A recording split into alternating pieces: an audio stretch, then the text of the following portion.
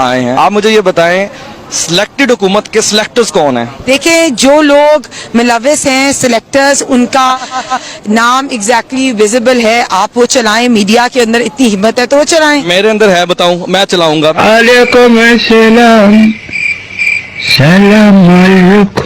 एक स्टेज पे मरियम नवाज भी हैं, एक ही स्टेज पे, उसी स्टेज पे बिलावल साहब भी हैं, दोनों की कुर्सियां भी साथ साथ हैं। अगर मैं आपसे कहूं अपने इस कॉज के लिए जीए भुट्टो का नारा लगा दें।